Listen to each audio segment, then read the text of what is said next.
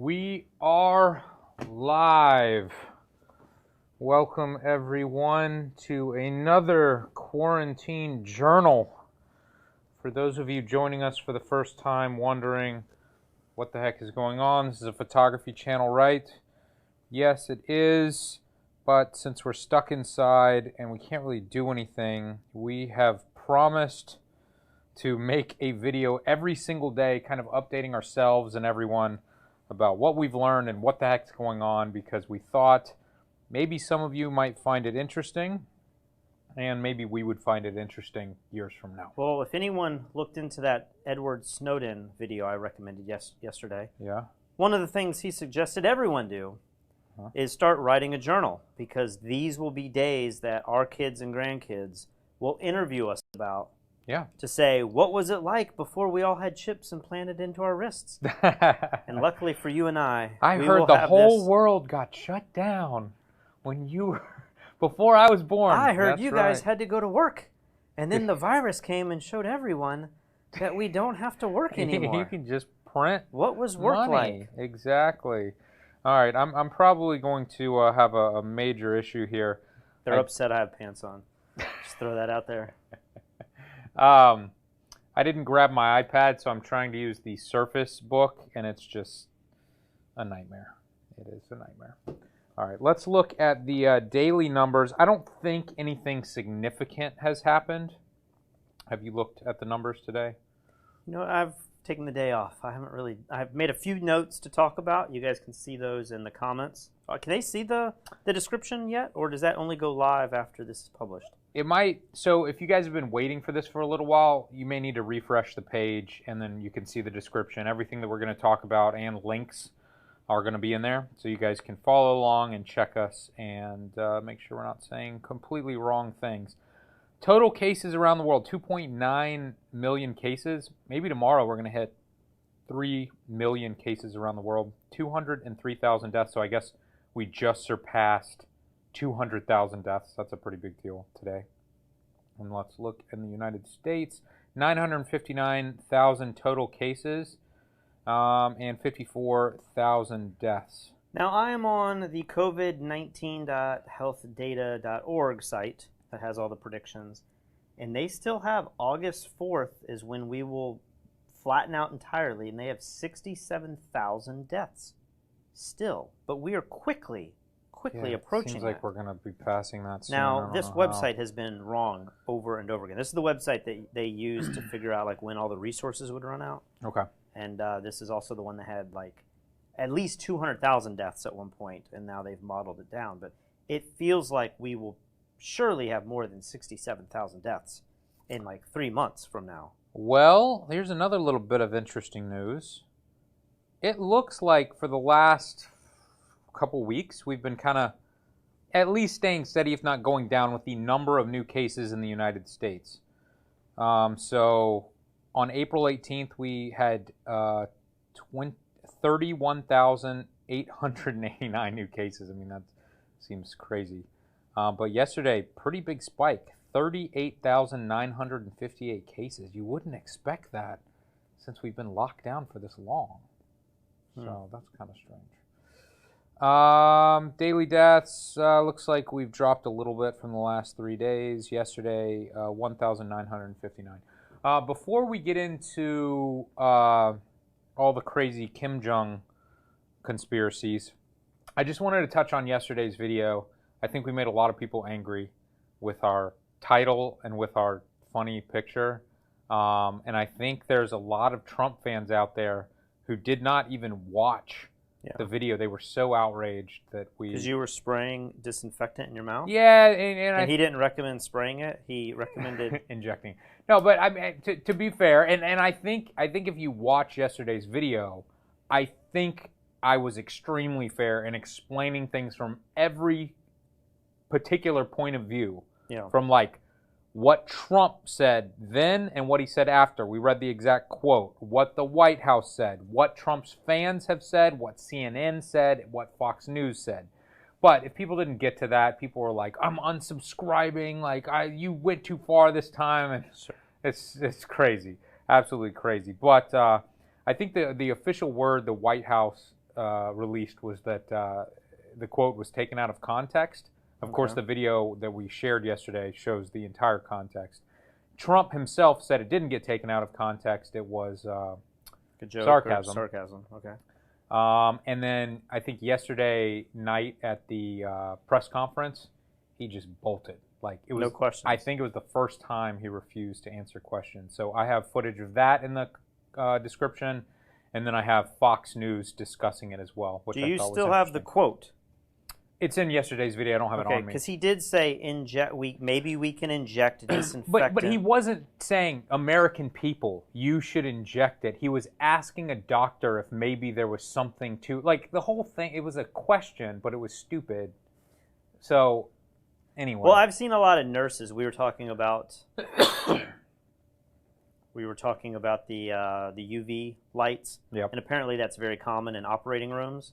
Okay. And so the idea my dad had of installing a UV light that could disinfect each operatory, or maybe you turn it on at night or during lunch hour or something like that, is pretty common. Like that's already being done.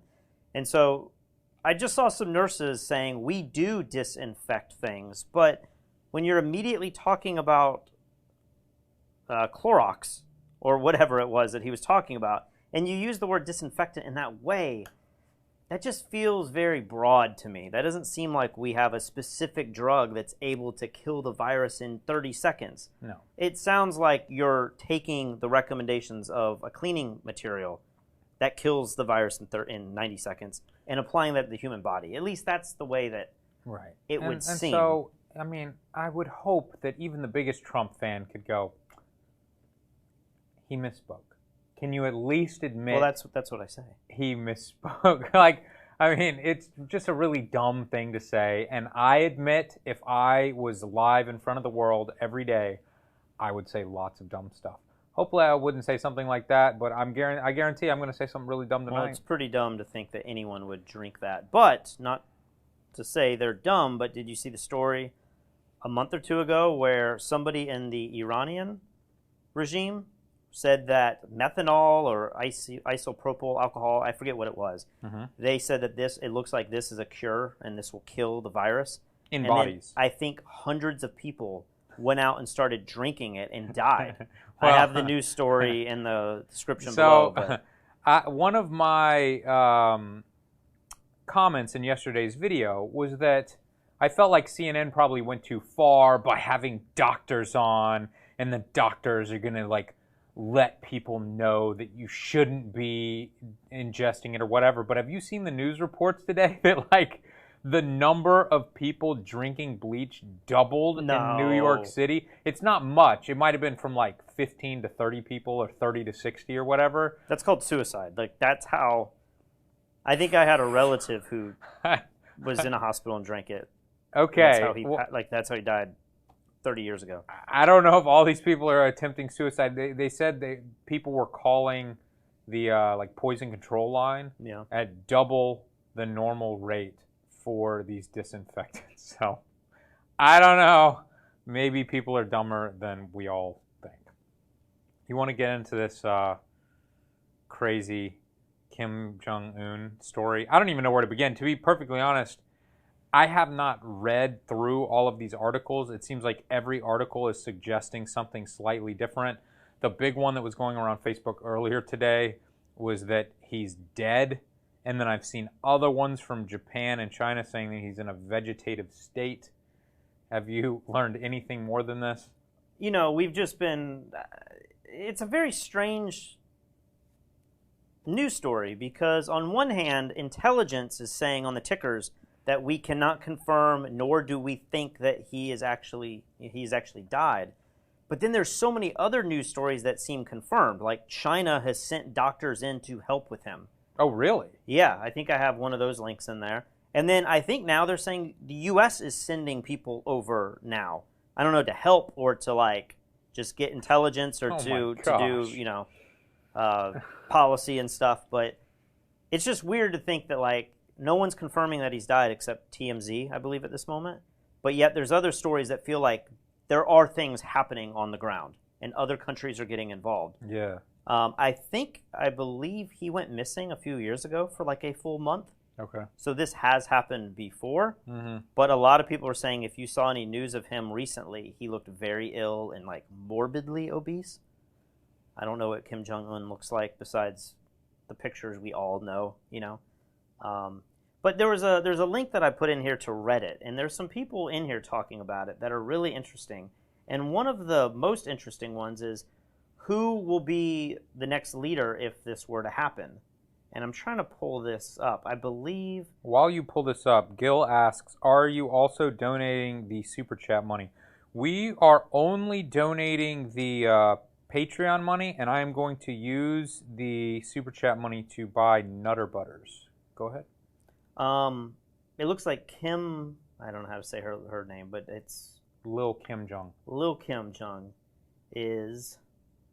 I want to say his sister. He has a son that's 10 years old, so... I don't want to say that a 10-year-old can't rule the country. It's very in North possible. Korea. Yeah, I'm sure it's possible. But I think the fear is that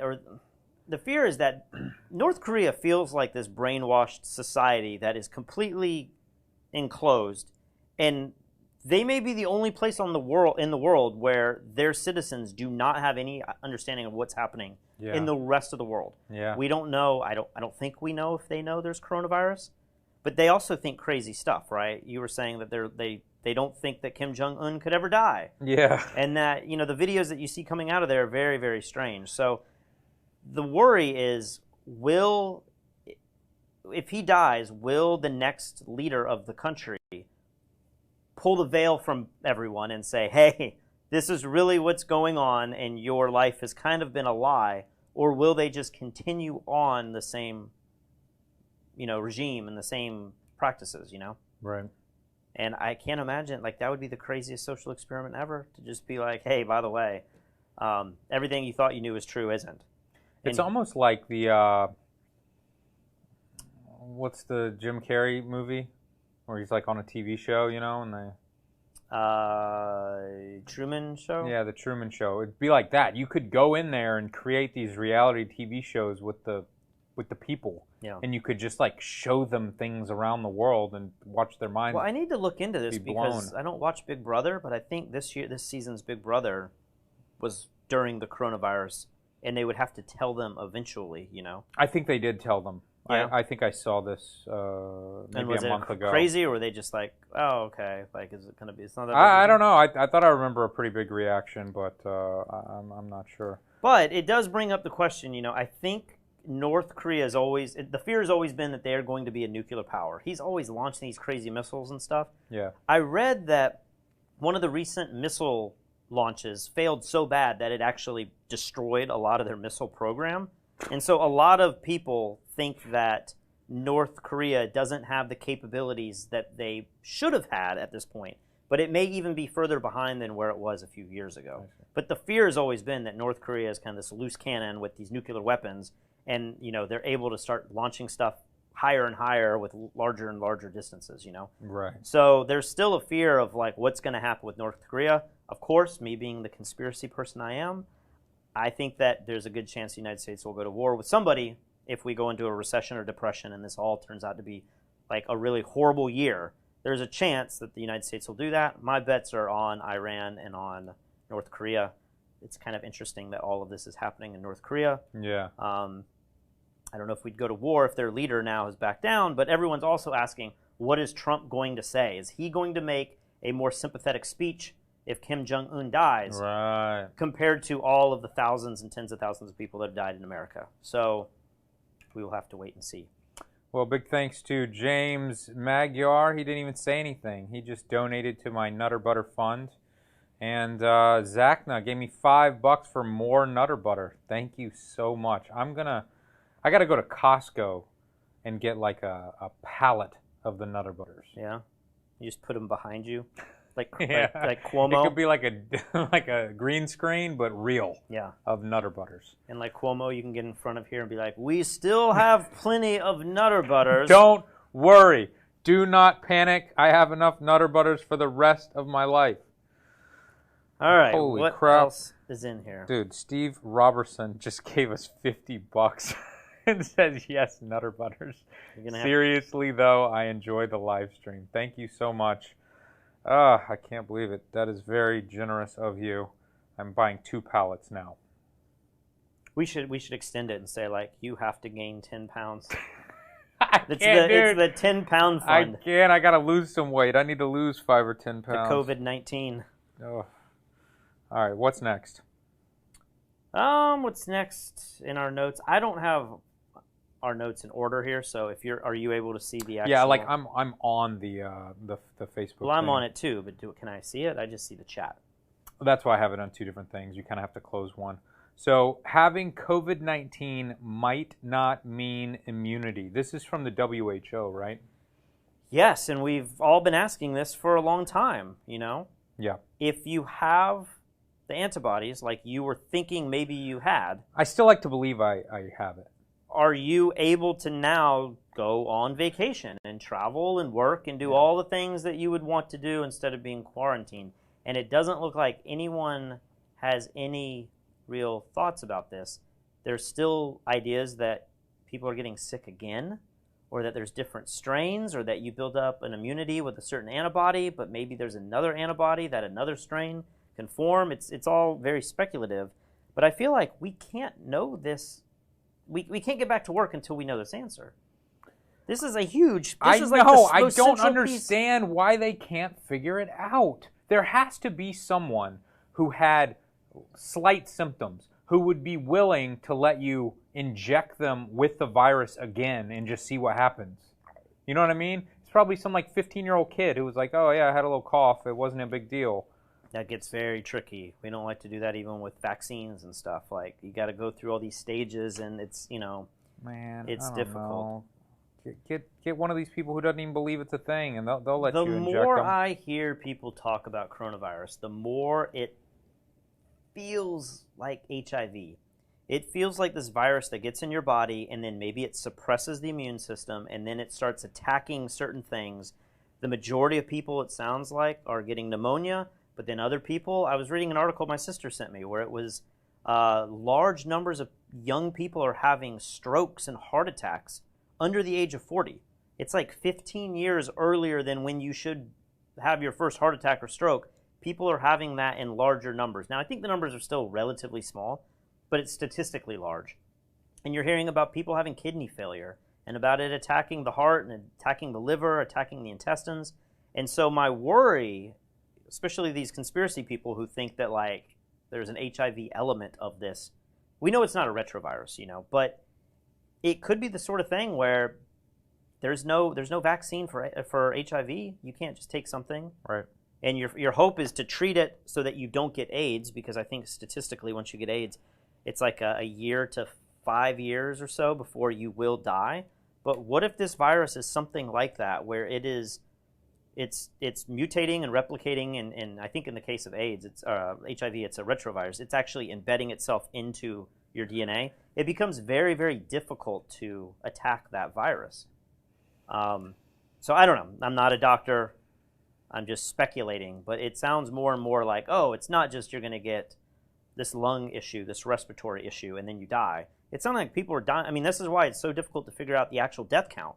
It's because people are dying from all these other things, but they have the virus. And we're going to get into that a little bit later when we get to Dr. Erickson's video that's gone viral. Let me just say, Forge from Freedom says, here, buy a bottle of water to drink with all that sugar. Thank you very much. And then, for you, Patrick, Crystal Lee, conditioner for Patrick's luxurious hair.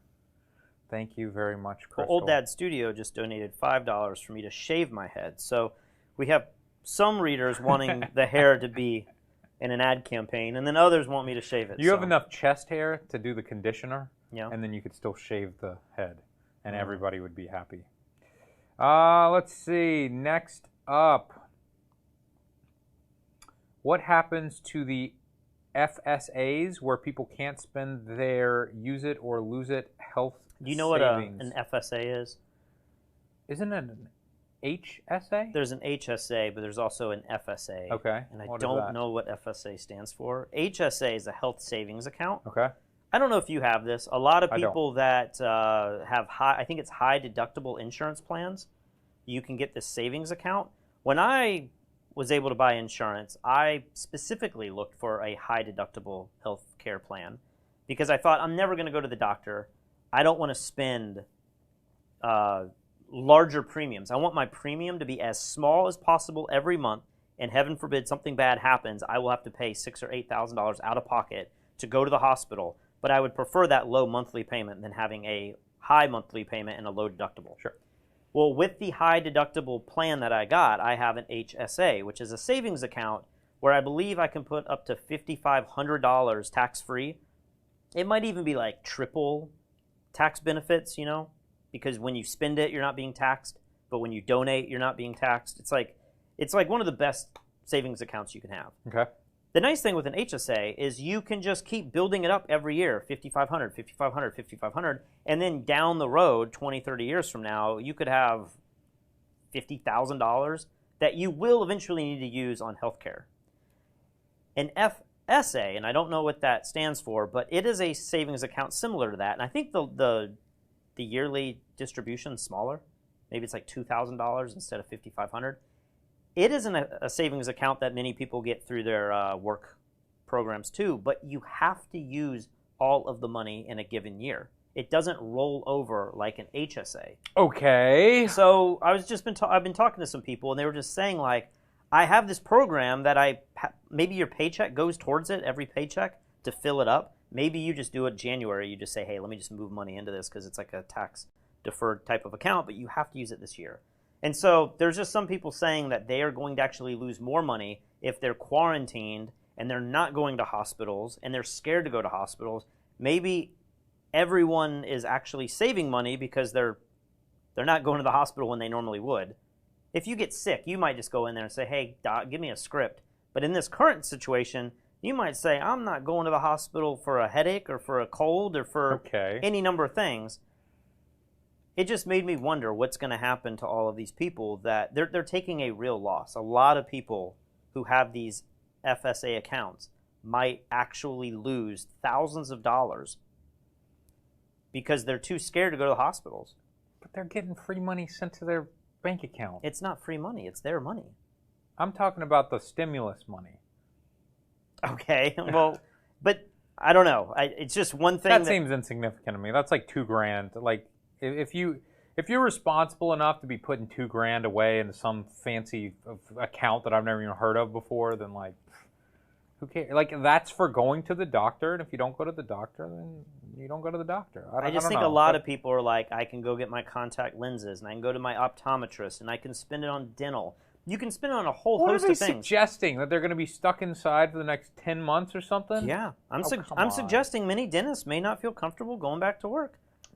Or many optometrists may. I mean, I don't know if we have a second or third wave. No. I mean, okay, you're right about that. If things get worse in other waves, then you are right about we've been arguing on here for a month now that, like, many Americans might find they're saving a lot of money because they're going to go through every single subscription service they have and decide, what do I need and what do I not need? If you're the type of person that's getting Starbucks every day on the way to work, well, guess what? You're not buying that Starbucks anymore. People might find, I'm not saying like they're going to be better off, but I'm saying people might find that they do fine with less. We are a very consumer-driven society. Yeah, I agree. But you're acting like, I don't know. This is not an interesting topic.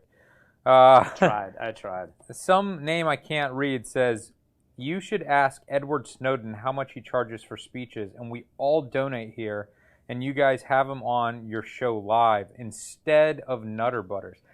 I don't like that idea because I have to give up the Nutter Butters, but maybe we can do that also. Dude, if we could talk to Edward Snowden, that'd be amazing. I'd have to prep all week. Yeah, but what about 2 pallets of Nutter Butters? I don't care about the Nutter Butters. Well, I do not care about the money. And then Dennis says, if Patrick shaves his head, I will donate 5,000 euros in the next podcast.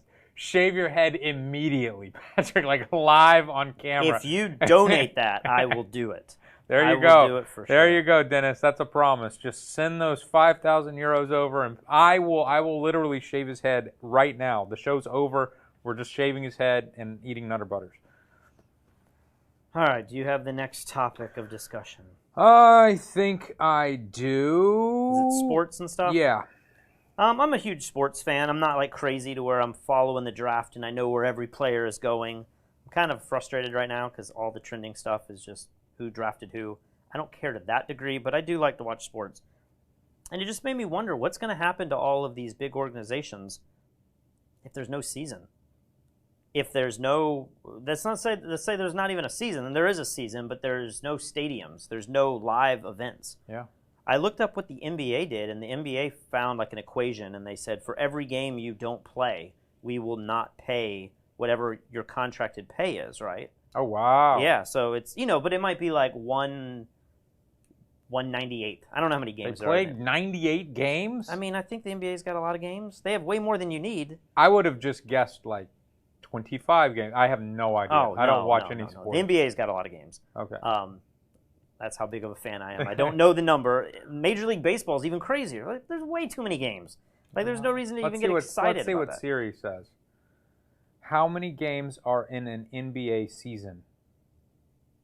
Each team plays 82 games in the NBA regular Pretty close. You were pretty close. That's pretty close. So, for the playoffs and the finals and everything, I don't think a lot of players lost a lot of money, but when your contracts are millions and millions of dollars a year, they lost a lot of money. And it just makes me think, like, I'm thinking of college football. Because what if college doesn't go back, and then you don't have college football? That's a huge money generator for these universities. But then you got to think about the NFL, because that's happening right now. The draft is like the only major news going on in sports. And it just made me think, like, man, what is going to happen with all these contracts? Do they have clauses in there for something as crazy as the pandemic? You would think they would have a clause for a season not happening, but what in the world would it take for a whole season not to happen? And are you talking about the players or the employees? I'm talking about all of it. Yeah, the players is the easy one to look at because it's so much money. Yeah. Tom Brady just got traded to Tampa Bay, and it's like, I don't know the number that he got, but I'm sure it's a hefty contract. Yeah. But you start thinking about all the other contracts that are in place, and you just think like maybe you could still have football games, but without people paying to go to the games. Maybe the number of people going to the games is so insignificant compared to the number of people that watch it. Right. But you would just think maybe the licensing fees are going to go up, and people like ABC and ESPN are going to have to pay a little bit more because the NFL is losing so much money. I don't know. It was just something I was thinking about today, and I was like, what's going to happen when we start having, because football, U.S. football owns the United States. Like, Sunday is reserved for football. I've never seen any organization own a day of the week the way, I mean, football owns Sunday more than I feel like evangelical churches do, you know? Like, you have church services, but you have football. Like, what day is WWE SmackDown? That's like Thursdays. Nobody cares about that. Nobody cares about that. I'm interested in all the other employees. I mean, when you when you go to a live football game, all the vendors and oh my gosh, the parking attendants and the people picking up the trash and the people delivering the food. It's just crazy how far-reaching that money goes. All right, farmers are slaughtering animals because lack of infrastructure. I have not heard that. So Tell me about that. We were talking about this with milk, and Yep. we were talking about it with eggs, and maybe even some other vegetables and stuff. But it's getting to the point now where the demand for meat is high. We've heard a lot of grocery stores are running out of meat, chicken and beef and stuff. But there are not slaughterhouses open because they're worried about their employees having coronavirus. So some of these massive slaughterhouses for like Tyson have shut down. Yeah. And so the farmers are saying, it's kind of like Tiger King. It's like, man, I got too many animals now, and they're costing a lot of money to feed, and I'm not able to slaughter them all. So, like, what do I do with all these animals that aren't being sold? And unfortunately, it sounds like from these articles that I've been reading that they're having to just kill animals, pigs and cows and chickens, without them actually going out to market, which is going to drive the price of meat up because there's less meat available. And because people are buying all the meat because they're stuck at home cooking. I think fish is one that's kind of interesting. I was reading that fish, don't quote me on this, but something like 70% of fish is sold in restaurants. Really? Yeah, most people don't buy and cook fish at home. That's interesting. Whereas beef and chicken and that sort of thing is consumed maybe equally or, you know. Well, some other food-related thing that I saw today that I didn't put in the description is, have you heard of these, like, record-breaking locust swarms in Africa? It sounds like... I saw these videos because people were saying it's like the apocalypse. Yeah. But I looked into it like a month ago or so, and it looks like Lotus swarm Africa and different parts of the world like every 17 years, and this has always been happening. Did you say lotus? Lotus? Locust. Locust. I thought I said locust. You said Lotus, which is like a sports car. Locust. Yeah.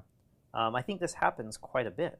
It's a weird Maybe time so. schedule. You know, I realize that a lot of news headlines are outrageous on purpose, but this one headline I read said something like, they expect the locust to cause more deaths due to hunger than the coronavirus. Yeah. Like, that sounds insane. Did but you see these videos?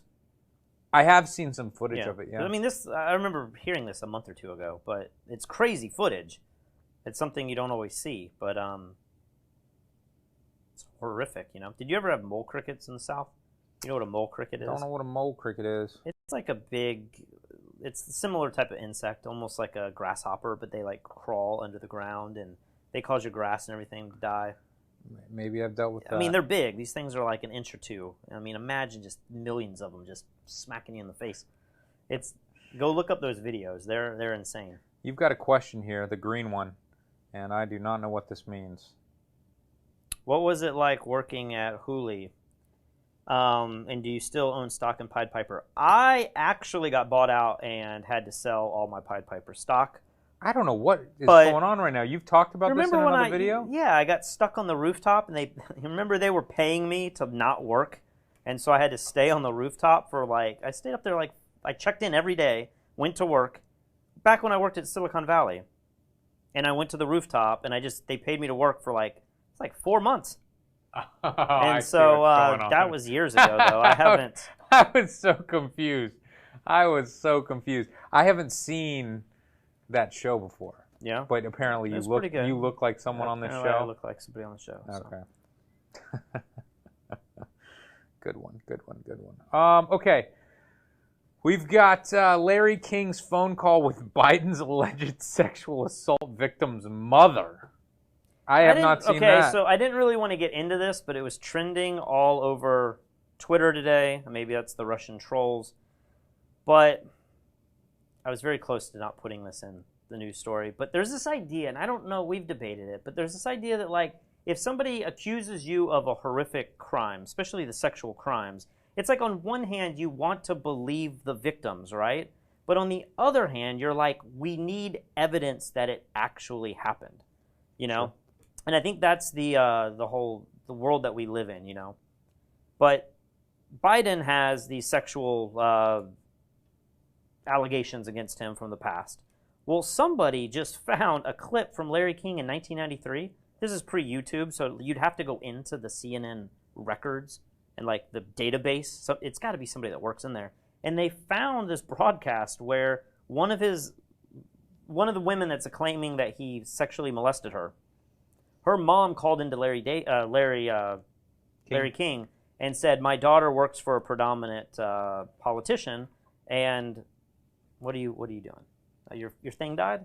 No, it's just restarting because Windows updates, and How is that acceptable, man? How is that acceptable? I don't know, but my iPad was doing some weird stuff. Get away with it. I don't understand. I guess the whole point I'm just trying to say is that Biden has these allegations against, being a sexual predator. Trump has those as well. I don't know there's ever been any substantial evidence that says that they actually did it, but people are just saying there's hypocrisy in politics where we condemn somebody who's had allegations. Brett Kavanaugh was the guy. Yeah. And there was that whole fiasco, that whole show. But then it happens to the presidential candidate on the left, and somehow, maybe it's not as big of a deal, or he's disappeared. Do you know what she said he did? I haven't heard anything. She said that he grabbed her in a hallway and fondled her. Okay. And maybe made out with her, and then when she declined, pushed him away, he said something like, "I thought you liked me." But there was physical contact there. All right. I mean, he basically did what Trump said Trump did in those files from, what was the show? Entertainment Tonight or whatever it was. Yeah. Huh, okay. But, so wait, what is in this interview? Just that her mom called Larry King and just said, "Hey, what should we do when we can't speak out because my daughter is going, like, she was coming out back then in 1993, from my understanding of it. Okay. And so she was just asking Larry King what to do with it. And now they have proof that that was brought up back in 1993. It was brought up so many years ago. Like, no one remembered or spoke about that? This stuff gets flushed under the, I would just think... The issue with the Kavanaugh thing, I think, was that there was no allegation back then, I believe. Is that the argument? That, like, she said something happened, like, 20 or 30 years later, and maybe more. But the first time she spoke to her psychiatrist or her husband, maybe so, yeah. It was like there was a big gap there, Yeah, where yeah. this one, it's putting it more, when it happened. Gotcha. I don't know. We'd like to talk a little bit about politics because that's the season that we're in. If you're not in America, you probably don't care about this at all, but... We'll just see if we can get through the entire show before that computer becomes usable again. All right, so here's probably the biggest news of the day. This Dr. Erickson video that's been going viral. Yes. Did you watch this? You sent this to me, and I thought, oh, cool, I'll watch it. And then I saw it was 50 minutes, and I didn't have time, so... Well, I meant to write bullet points, and I forgot. But their basic premise, it's two doctors from California. I will warn you, at the end of the video, he tries to just say, like, this is about facts and statistics, and it's not about anything. Oh, and by the way, somebody donated $50 and said it was for our... Nutter Butter Fund. No, the R5, the Canon R5. They want us to buy the Canon, so I really appreciate that. Thank you very much. I'm sorry I can't see you because my computer's destroyed. So I'm in control now? You're in control now. So if you have any derogatory comments about me, you can make Patrick read them right now. Basically, what I was saying was he's talking about facts. He remains consistent talking about facts, but then he makes a couple of comments about, like, stealing Americans' constitutional rights, and we need to put things in place to not allow that in the future. And it kind of makes you get the idea that, like, okay, this guy is a right-wing kind of guy, so just keep that in mind. But I think it's certainly worth watching this video, and he basically, him and this other doctor, have said they've been on the front lines testing people on a daily basis. And first of all, they believe that the death numbers are completely inflated and that people, if you just happen to have COVID and you die for any number of reasons and you are going to die anyway, that people are being pressured, doctors and hospitals are being pressured to just go ahead and put COVID. For what purpose? Politically, or to bring it more to the forefront, or to make it more, like, why Someone asked him that, and he was like, I don't know, and I don't want to get into that. Like, people kept trying to pull more out of him, and he was like, I just want to talk about statistics. But he was like, I know that old people who were dying of something else, COVID was put on their, death certificate or whatever, and he's like, I don't think that's legitimate. The other thing that he's suggesting is that, like some of these tests have said, that far more people have it and have immunity than we thought. And so it's far less deadly. These two doctors have gone as far as saying that they believe that not only is it similar death rate to the flu, but it's also a similar infection rate as the flu. And so these reporters are like, how can you say that? Hospitals in New York are overrun right now. And he's like, we had overrun hospitals in 2018 with the flu as well. It happens, just no one cares about it. No one reports on it because we're not afraid of the flu. And they're like, but what about young people are dying? People in their 20s and 30s are dying. And he's like, yes, people in their 20s and 30s die of the flu also. But at a much higher rate, though, right? Like, the people dying between newborns and 30, it's very small. So I saw this video today. Anderson Cooper interviewed this young mother whose husband, who was like 32 or something, died. It was very sad. And, you watch that and you just think, like, oh my gosh, this disease is just horrific and my life is in jeopardy and blah, blah, blah. So I was very interested to look at the numbers of deaths, by age group of the flu, just to kind of compare. And if you look that up on Google, you can see charts, but they don't give you the numbers you want. And so I think I really need to sit down and try to figure out the numbers. If anybody on YouTube land is interested in trying to figure this out, just Google like deaths by number from flu, and all these relatively new articles will come up comparing flu to COVID-19. Somebody's saying that they're arguing if I have a magma hat. MAGA hat. MAGA hat. I don't even know what it is. I do not have a Make America Great Again hat. Although, if you haven't seen that episode where Larry David and Curb Your Enthusiasm has one and wears it just to get out in public and get everyone to move away from him, it's brilliant. Yeah, so that's one of my favorites. maybe I need, I would never want that attention coming at me, but, it's a pretty clever idea. Yeah. Anyway, these two doctors are suggesting that this is completely overblown. We did not make the wrong decision in shutting down because we were unsure, and maybe this could have been far more deadly and But now contagious. that we have enough information, it's time to... They feel like we have plenty of information. We shouldn't open up all the way, but we should definitely have schools open. They said it makes absolutely no sense that you can all go to a grocery store and congregate, but you can't go to a park, or you can't go to a small... why can't you go to a small bakery, but you can go to a Costco? Why can you go to a Lowe's, but you can't go hang out at a park? Yeah. Anyway, it's an interesting video. But that being said... Diane Cotton is saying this is BS because look at Sweden. They have a death rate of 12%. And I believe the argument there is that Sweden is saying we have some of the largest nursing homes in the world, or their country has these big nursing homes. A lot of people got it, died instantly, inflated the numbers really highly. But then we also keep talking about the testing is just not being done. I mean, we interviewed people in Sweden and they were like, I'm in the front lines at the hospital. We had a doctor on, and she said, I haven't been tested. And she said she's not testing her patients She's not testing her patients. So, the whole point of all this is the data is just, it's so insufficient. It's just wrong. We don't have enough testing going on. And I was on a Zoom call just a few hours ago before I did a barbecue tonight. A little full. I feel like I could go in a food coma. And everyone there was just they were speculating that there is a reason we're not doing testing. That the numbers would come out that way more people have it, and that would look bad for Trump. Who are you talking to?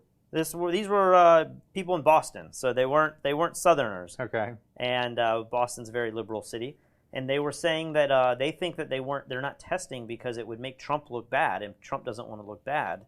Therefore, he doesn't want the numbers to look high because just a few months ago he was saying we're at 15 and we will soon be at 0.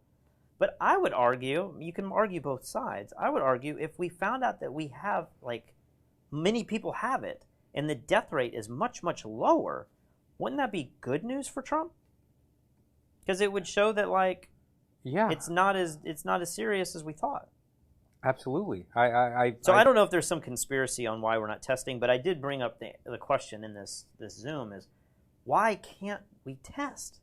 Doesn't it seem like we've had plenty of time to develop these tests now? You're hearing all these places like in Charleston where they're saying you can now drive up and do a test, but if you don't have a fever, you can't get tested. And I'm like, why can't we do mass testing? But if you're a tiger in the Bronx Zoo, we got plenty of tests. It doesn't make sense. The last link that I have added in the description is to combat the argument of the doctor that I just spoke of. Okay. Oh, you're being fair and balanced here? Absolutely. I am being fair. So the title of this article is Experts Demolish Studies Suggesting COVID-19 is No Worse Than the Flu. And basically this article goes into reasons why the test that Stanford did that showed that potentially California has far more immunity than we think is, or at least could be wrong based on their testing methods and based on, they basically fudged some numbers depending on the demographics of the people who came to their test. And then this article is saying because they did Facebook ads to get people to come do the test, it's probably people from more affluent neighborhoods or people who have access to cars. I don't really know. It's an incredibly long and detailed article. I have this app on my computer that will read me pages on a website because this is so long, and I can read at 2 times speed. So I did. But you have an app that just reads the text? Yeah, so I got it to read through the whole thing at 2 times speed. You would find something like that. Of course. But I don't know. I just wanted to be fair because I don't know who the heck this Dr. Erickson is. He might be a total con artist. Well, I think what we're going to find is just like the models, all the models were very, very wrong. And the models are wrong because they need 5 to 20 variables, and many of those variables have to be assumed. We are going to assume R naught value of 2.5, and we are going to assume like number of people move in this sort of way. Like, they were off by a lot. They were off by magnitudes in some cases. Yep. I think what we're going to find is that some of these tests where we've tested 3,000 people, like the ones we were just talking about in New York, and then we extrapolate it to the whole population, that those tests are also going to be failed just the same way that the models were failed. Like, none of this, and Pi Jerza, I mean, as smart as he is, he said this earlier in our show weeks ago, we aren't going to be able to know any of this until a year later, when we can look at all the real numbers and then figure it out. We're going to figure out when it actually got to the United States. We still don't know that. Feels like it keeps getting pushed back. You know, there's too many questions and there's too many variables. You're not going to know. It's like trying to say how dangerous was a hurricane 4 days before it hits, you know. It's hard to say the day that it hits, you know. You almost need a month later to like have all the cleanup and pickup and everything to figure out like how dangerous and deadly was that. So I think we're going to find the same thing with a lot of these studies that are saying, you know, more people are immune or more people have it until we can do the tests. And that's the big issue is when can we do the tests? All right, guys, I think that wraps up this show. We will hang out with you for a few minutes if anybody's got some questions. We have a or 20 euro comment. question. Yeah? And this says, question from France, I wonder what happens to all the homeless people that are used to buying food with money they got from people walking the street. How do they survive with the virus and quarantine? So we recently had, who did we just have on our show? Noam Galai. Noam Galai, and he was in New York. He's a photographer who was walking the streets, and he was worried about his safety because he's the only person out. But the only people in New York City are the homeless and kind of the crazy people that... On the streets. Yeah. And so he was saying that they are all coming up to him very actively, maybe even aggressively, because all of the other thousands and millions of people that would normally just throw money in the bucket aren't there on the streets at all. Yeah. So I don't know. I mean, I assume many homeless people are going to die. And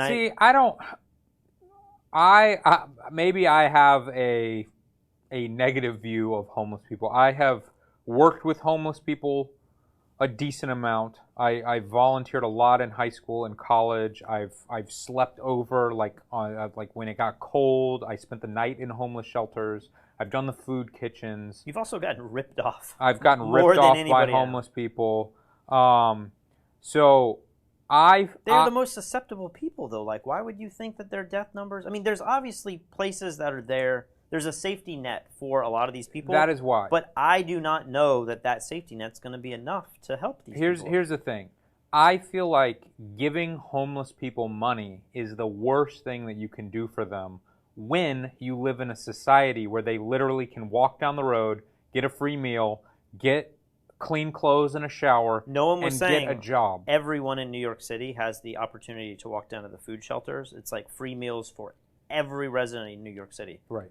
So that exists, and that exists in most major cities. But homeless people, the average homeless person, I believe, is either homeless by choice or they have mental issues, right? And so if you give them money... The comments are going to come in on this question. If you give them money, then you are incentivizing them to just continue to do the same thing. If they are hungry and they have to go to a location where the help is, I think that's the best thing for them. I'm not saying that, some people aren't going to struggle in this time, but I think overall, especially in places like California, where these homeless people, like, all these people are just drug addicts and the governor won't do anything to get them off the street. Now, if they don't have people just giving them money for drugs all the time, maybe they'll actually get clean. Maybe they can go get a job. Maybe they can get their lives back. I mean, we've been to Skid Row and we've seen the homeless population down there, and the majority of them are addicted to drugs and have mental illness. And I think even if you're as optimistic as you are saying, they can just go to these shelters, and if they stop spending money on drugs, they'll be okay. They have bigger health issues right now. They have more underlying health issues right now. If this virus is anything like what we think it is, it's going to wipe these people out.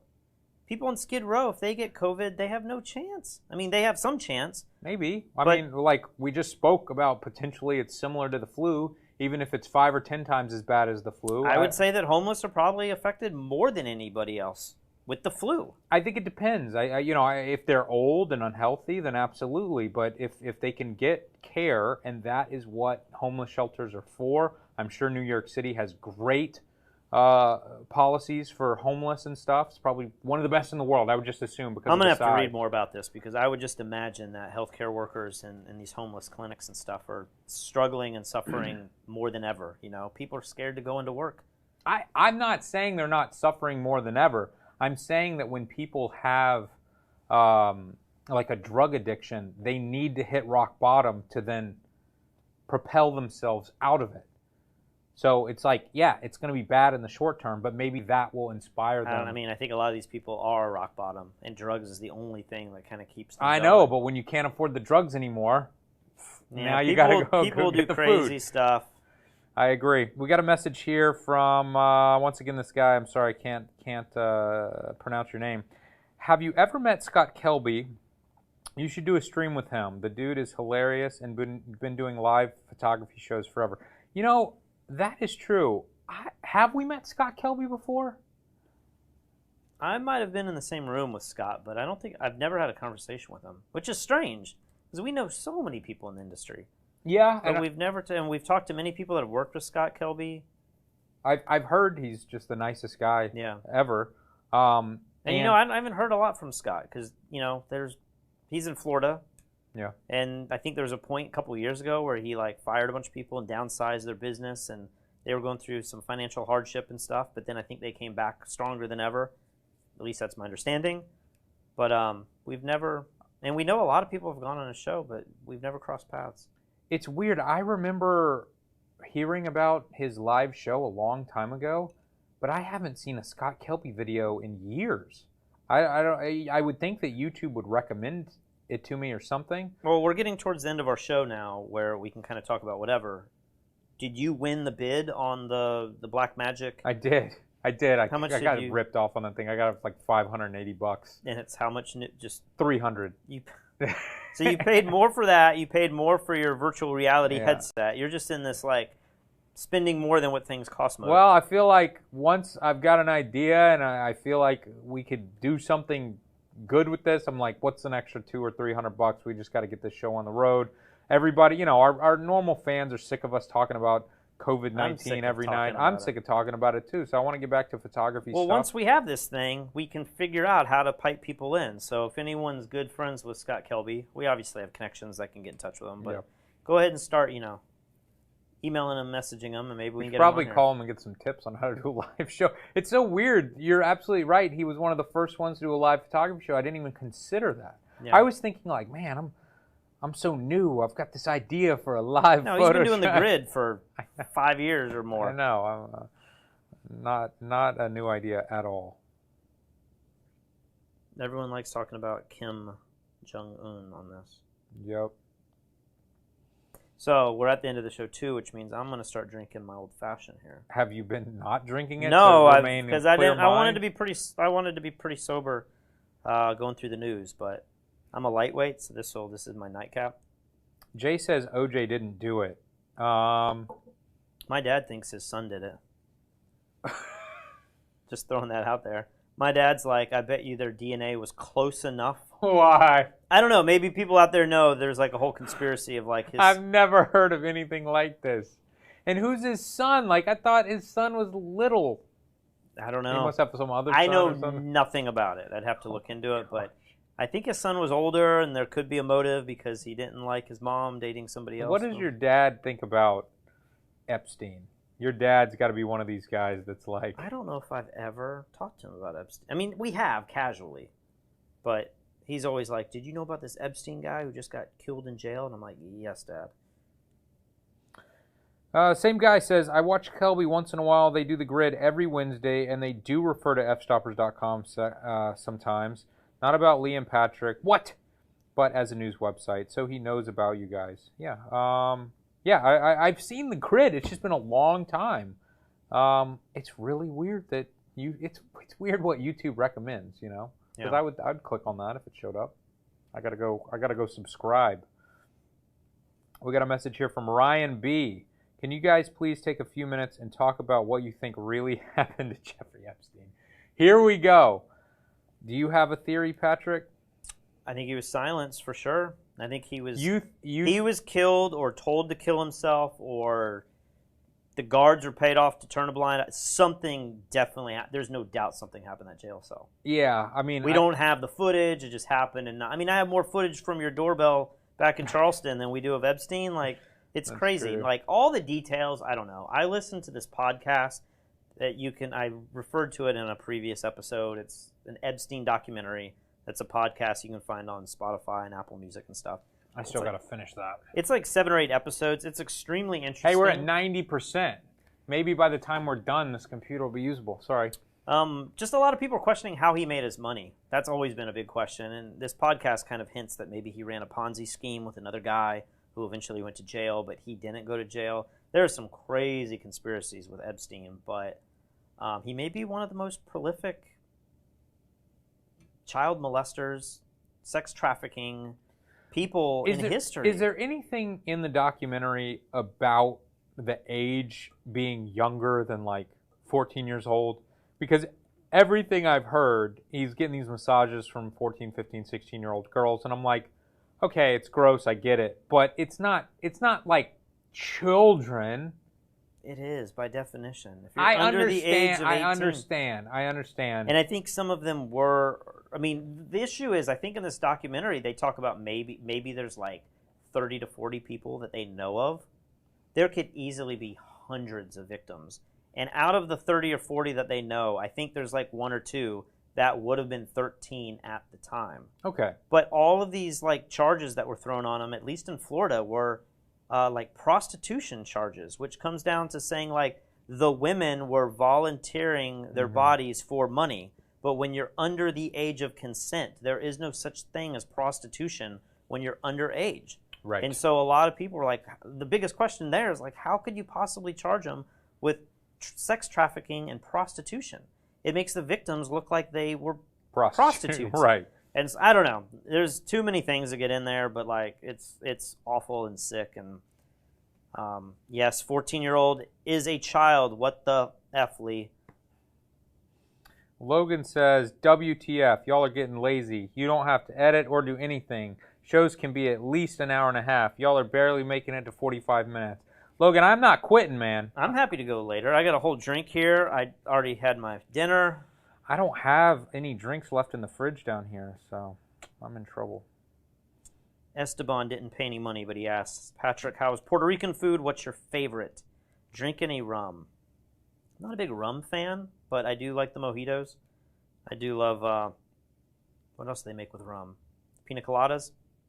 I like that every now and then, but I don't drink a whole lot. This is actually a rare Saturday night drink, but Puerto Rican food, I'm not a big fan of it. Like, I like some of it. I like the mampo rice. Love that. It's like rice that's got a bunch of... What's the whole word, Patrick? Mampo steo? Something like that. Yeah. Something like that. I love that rice. That's really good. I love the sweet plantains that are like dessert. I don't like the dried plantains that are like chips. I don't like that Puerto Ricans don't use any hot sauce. You and I both love hot sauce. Yeah. And if you ask for hot sauce here, they give you some kind of like vinegar olive oil thing. We are about to have one of the most famous barbecue that's in Fajardo is about to start delivering barbecue here. And so I'm going to order some pulled pork and some ribs. So I'm excited to try that out. I hate that I'm trying it out under quarantine. I feel like I should have driven up there and had the barbecue by now. But so I'm excited to try the barbecue. But overall, Puerto Rican food, it's okay. But like the mofongo, like I don't need that. Mofongo's not too good. I'm not a big fan of it. So Nathan says it's Patrick who looks like Bill Maher, not Lee. I agree with that. I mean, Bill Maher has hair. That alone should be a reason why. All these people are asking, "What are you talking? Is Kim dead or not?" We talked about that at the very beginning. Yeah, you guys got to go. You guys got to go back. and check that out.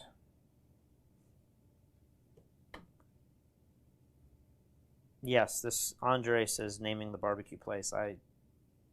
Esticon? I don't know how to say anything. WJR Visuals. He's a hero. He's saying that I'm saying that all homeless people are lazy and want to be homeless. I didn't say that. I said most homeless people are homeless by choice or they have a mental issue. You want to share a homeless story? Sure, I'll tell you. I tell you my favorite one. This is the one you're gonna tell me. The one in New York. New York, yeah, that's like the main one. This is the last time I will ever give money to a homeless person in my life. And my father, personally, you will donate money to causes, sure. but you won't give somebody cash. Yeah, not personally. My dad is a minister, and so I mean, he would literally deal with homeless people like every day, probably on a daily basis. Like they would come to the church, and they would have the craziest stories. And these are not insane people; these are just like people who can't get their lives together, and drug addicts and alcoholics and everything. And he would always tell me, like, don't give homeless people money, Lee. You are harming them by giving them money. You can give them jobs, you can give them work, you can give them advice. Do not give them money. Can you buy them food? Can you take them and buy them food? Yeah, take them and buy them food. So anytime I'm out with my dad and a homeless person will ask for money, my dad will say, I will buy you food. I'm telling you, 100% of the time I've been with him. Not 100% of the time he said that. Yeah. 100% of the time I have been with him and he has offered that, the homeless person has turned it down. They're like, nah, I'm good. Thanks, man. No, thank you. Anyway. I was in Boston once with Kristen, and we had extra food, and we put it in the to-go box. And we would ask people, do you want this meal? It's from a really good restaurant right here. And, she got declined several times. No, I'm good. Yeah. So I see this young guy in Manhattan, and he's got this sign, and I'm trying to remember what the sign said. It might have been like, I need money for a train ticket or something. I end up inviting this kid to come sit down with me and have coffee with me. And we talked for an hour or something, and I had kind of made up my mind, like, I'm not going to give you money, but I'll buy you food and coffee, and like, I just want to talk with you and give you advice, and maybe I can help you in some other way. And he basically has this whole story about how his girlfriend just left him, and he wants to get home back to Tennessee, but I don't remember. And I'm like, hey man, I don't feel comfortable giving you money because I don't know you, but like, here's my cell phone. Like, if there's something else I can do, I know people in Tennessee, but like, I just wanted to help. I go to B&H, and I'm thinking in B&H, I'm like, you know what? If that guy's still there when I come back, I'm going to pay for his whole ticket. And it was relatively expensive. It was like $100, $200. Train ticket to Tennessee. Something like that. So I come back. He's still there. And I'm like, man, how much is that ticket? And he was like, $150. And I'm like, here's $150. I give him $150. He starts crying. We hug. It's just this beautiful moment. I feel great about myself. I come home. I'm like, I'm such a good person. Save this guy's life. Yeah. He's got this sign, that he's written, and he like throws it in the trash can next to him, and I'm like, yeah. 3 days later, I need to go back to B&H for something else, and I walk up, and there is the same kid with the same sign. He pulled it out of the garbage. It's more authentic now. It's got an extra rip in it. And I'm like, where the hell is my money? And he was like, I spent it on clothes. And I'm like, are you kidding me, dude? He had like a new outfit and new shoes. I was like, that's it. That's never again. Yeah. Never for the rest of my life. Like that guy ruined it for every other homeless person who might need it. I'm all about helping people in need, but you are not helping people like this. And he scammed me. I think Kim Jong-un is in grave danger. I don't know if I can say yet that he's dead. I'm just speculating, but Roger Smith, hold on. I just lost this super chat, but Roger Smith just said that he paid $2 to say that this was clickbait and we're not talking about Kim Jong-un. We already did, Roger.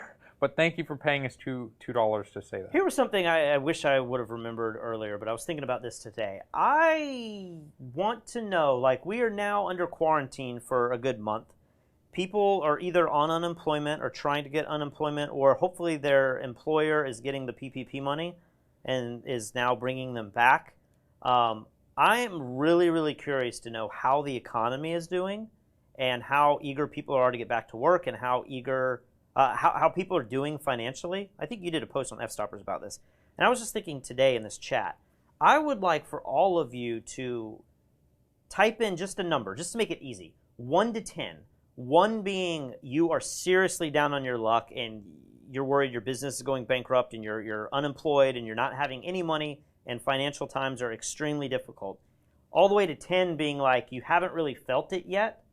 Maybe you're still worried about it, but 10 is like you're fine, right? Nothing is really that bad. Maybe you still have your own job, you're a photographer, and you're weathering the storm. But like 1 to 10, where do you fall on a scale of how serious do you feel like the economy and the unemployment and the lockdown is to you personally at this very moment? I feel like I have no finger on the pulse of this. I have no idea. Like I'm seeing the unemployment numbers and I'm seeing the bankruptcies and the jobs and all this stuff, but like it feels so removed. It does feel so removed, and I know a lot of that is because we're in this like gated community, but the other part of it is we're in Puerto Rico, and even, you know, I'm sure crazy stuff's happening on the outside with my Puerto Rican friends. I just don't have that much communication with them either. We're Skyping with people, and like a lot of Kristen's friends are teachers, so they're still teaching remotely. A lot of our friends are photographers, and I'm hearing photographers saying I applied for unemployment, and then others are like, I'm good, I just have to wait this out. But and we just have all these numbers coming now, but I don't know if there's any way to have like a consensus. Andy's asking me what brand of shirt I wear. I wear exclusively H&M V-neck t-shirts. I have like 2 of every color, and they're the most comfortable shirt, and they're like $8. They're the greatest. And I never feel like I have enough. I always want to have an option of like 10 colors, even after like not doing laundry for a couple weeks. Yeah. So I need to, after the quarantine, I gotta get more. I like the H&M collared shirt. I'd probably wear more variety than you do, but this is a good shirt. I like this one. H&M's where it's at, man. Like, and I was trying to find the white version of this because I've ruined the white one, and that one's a hard one to find. Somebody says he's close to eating dog food because he's almost out of food. Uh-oh. Somebody says, take a look at our video. It's out of focus. Somebody just said that? Let me see if this is true. That's got to be pixelation. I mean, I don't know if I focused it or not. It looks yes, sharp. Maybe somebody says that this is an international audience. It's not America. Maybe I should have prefaced it with leave where you are. So give a number and then give your city or your country. Maybe that would help a little bit better. I'm seeing numbers ranging from everywhere, so it's kind of hard to say, but it's also impossible to get. You mean this isn't a scientific study you're doing right now, Patrick? I'm about to release this as a study.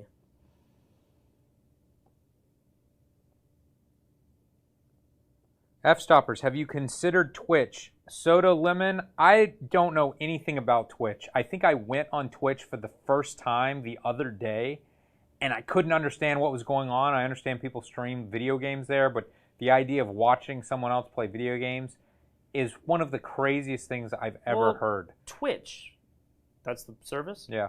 This was the one that Joey Wright was saying. He's the only... Maybe I'm about to give it away. Oh, yeah. Sorry, Joey. Well, he probably wants followers. Joey Wright is saying that he's using Twitch not to do gaming, but to do retouching. And he retouches extremely beautiful women in swimwear. Yeah. What could be worse than that? So you can go over there and find him on Twitch. But I bet a lot of other photographers, if you're looking to supplement your income or just create a community while you edit pictures anyway, Twitch is a great service where you can just retouch and edit and talk like we are.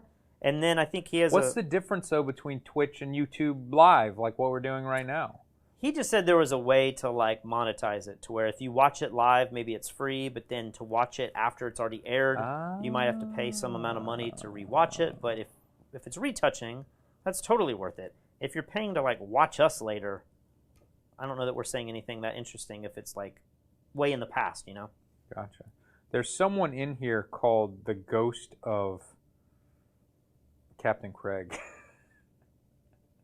He was making funny comments earlier, but I can't find it now. We've got so many freaking comments. I've thought about that a few times today. Captain Craig has passed away. That's kind of crazy. It is crazy. Charlotte says farmers are dumping milk because demand is down, but cows still need to be milked or they will be in pain. I was reading about this too, and I think there's probably two sides of this. Maybe there's like infrastructure that's not able to actually take the milk and deliver it, and therefore demand could be up and the price of milk could be going up. But the other side of it is that maybe demand is down, and you would say, well, why would demand be down? And somebody was saying there are these whole systems in place to put milk in those little tiny cartons that you send to schools. So when everyone's not going to school, they can't just flip a switch and suddenly put that milk in bottles, which you kind of think they could. But we probably have enough milk in bottles. You know what I mean? Yeah. And maybe a lot of kids don't drink milk. Unless they're at school? Yeah, something like that. Director of Awesome just donated $75. Thank you so much. He says, here you go, Lee. Now you can only feel half as bad for donating the $150 to the homeless scammer. Thanks, gentlemen, for doing these. Much appreciated. John. Thank you so much, John. We appreciate it. I have to say, this is some of the best whiskey I've ever had. What is the brand? This is High West, and they are out of Utah, I believe. This is the whiskey that Monty had at the story time with Monty. But this particular one is called Campfire, and it's super smoky. But I made an old fashioned, and I don't know, I've just been drinking a little bit of this. I have to go to the States to get some of these bottles, and I always smuggle them back into Puerto Rico because our liquor stores aren't that great here. But High West Campfire. I'll have to give it a try. We should do That's why I've hidden it. We should do a like taste test at the end of one of these videos. Charlotte Farsi says farmers dump milk because demand is down, but cows still need. Did you just read that? That's what I just read. Oh, I'm sorry. Get it together. Here's another one from Tristan. Patrick, do you really walk tutu Katie naked? I will never tell. Patrick, I want to know, do you walk tutu Katie naked or not? She knows. She knows the truth. So you do walk tutu? Tutu, yeah. Okay. You wasted $5, Tristan. We need to acknowledge this view count. I agree. We had 1,300, but we have 1,200 people in here right now. I know. I feel like we're doing a poor job of entertaining new record. them. We need a better topic to talk about, guys. Remember, you have an international audience. You're not asking America. You're asking the world. That is true. And with these numbers that everybody's posting here, what is 10 and 1? 1 is like I'm like on the street, and then 10 is I haven't felt anything from the recession or being in lockdown whatsoever. Okay. I mean, we're seeing lots of higher than 5 number. I feel like that's pretty good. But what was it when you were like in high school? It was you got an instant messenger, and it was like ASL. Age, sex, location. Yeah. That was like the ASL, and you'd see somebody be 17. That's probably what the youngsters do now on. Well, we need something like that where it's like the score that you feel financially, where you're located, and then what's your profession. Because a lot of people were finding out or watching these diaries not because they're photographers, but COVID-19 is just popping up. Right. So maybe they aren't photographers at all. So maybe I'm altering it now, but. What's your number, where are you from, and what's your profession might actually be a lot more useful.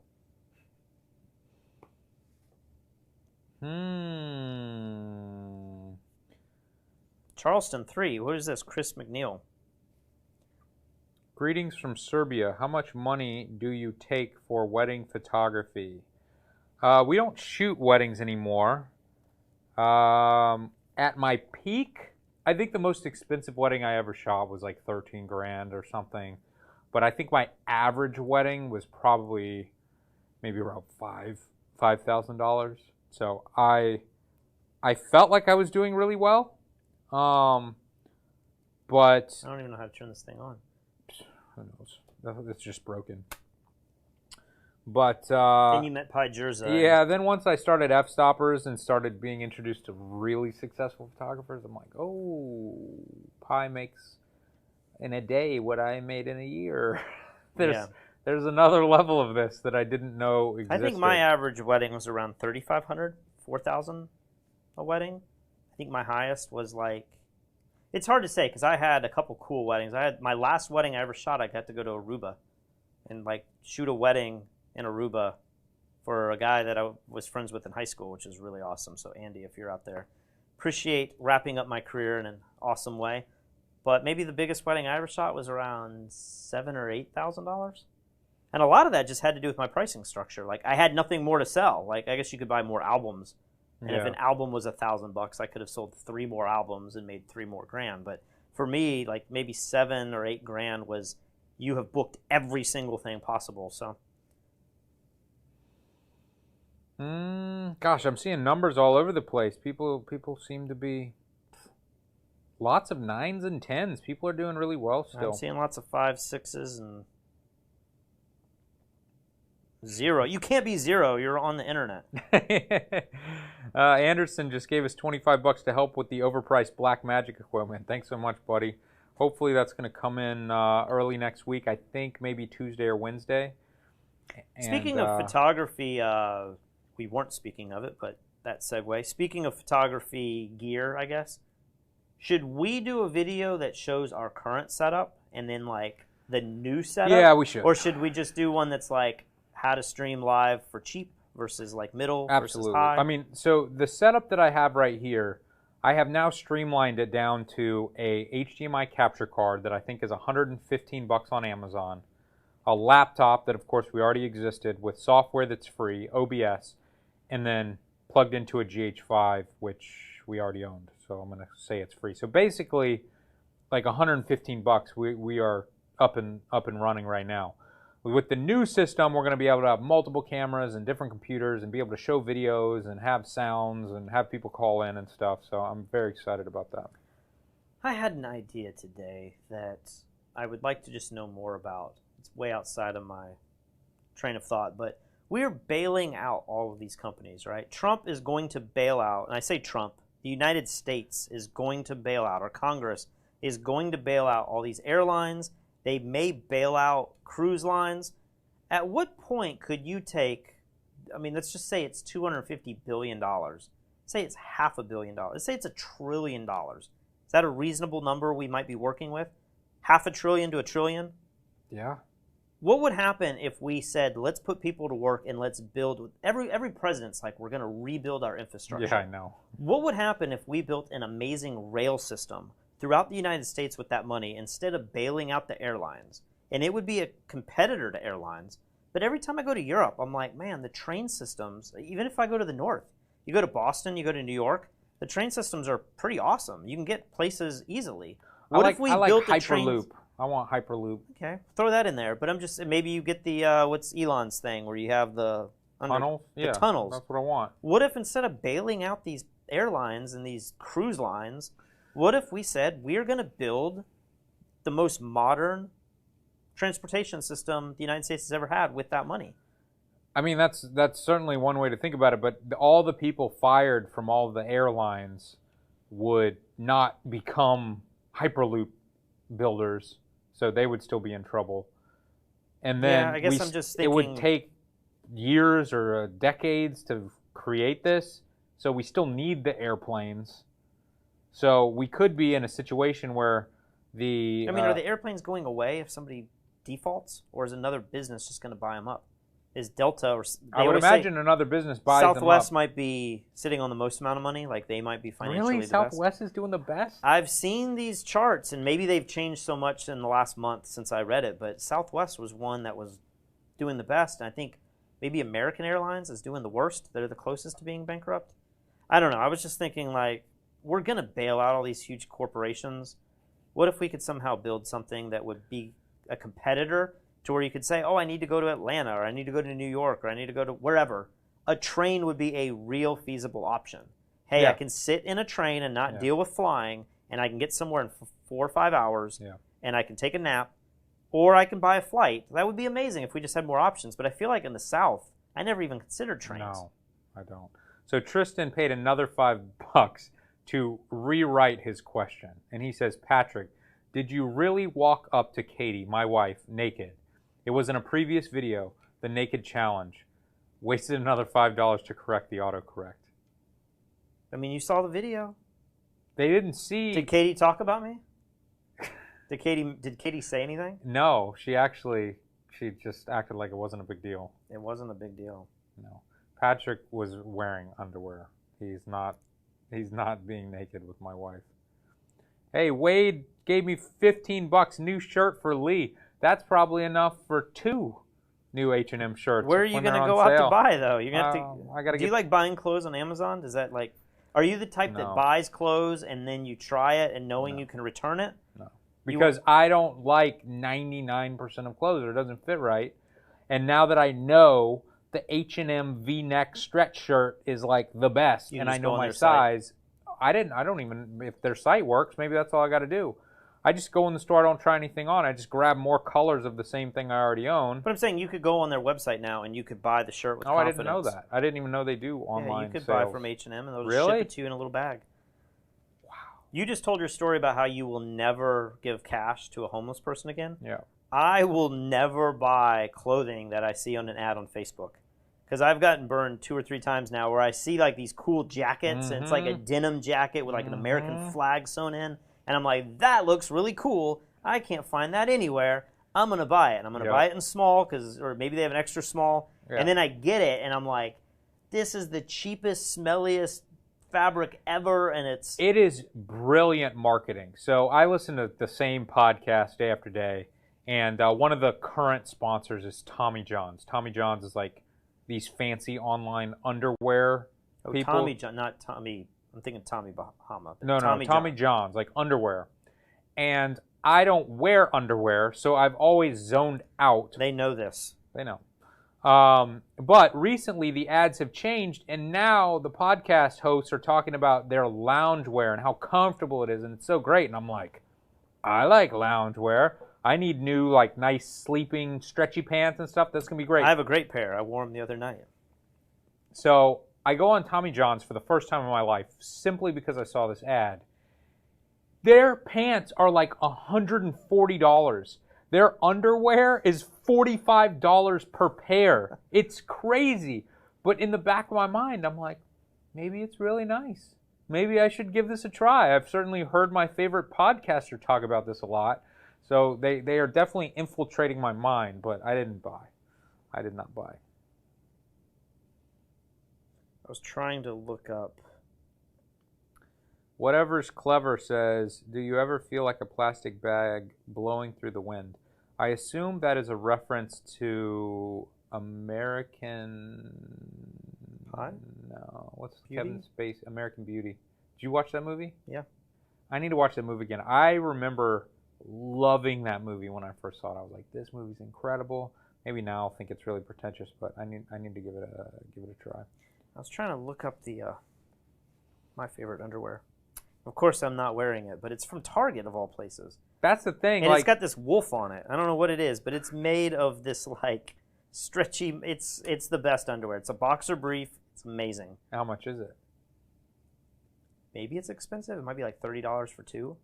All right, but that's still less than half the price of these online it's not $45 stores. Each, but... Kayla asks, has photography always been your passion? I thought I was going to be a painter. Then I thought I was going to be a graphic designer. No. First, I thought I was going to be an animator. I wanted to be an animator for Disney.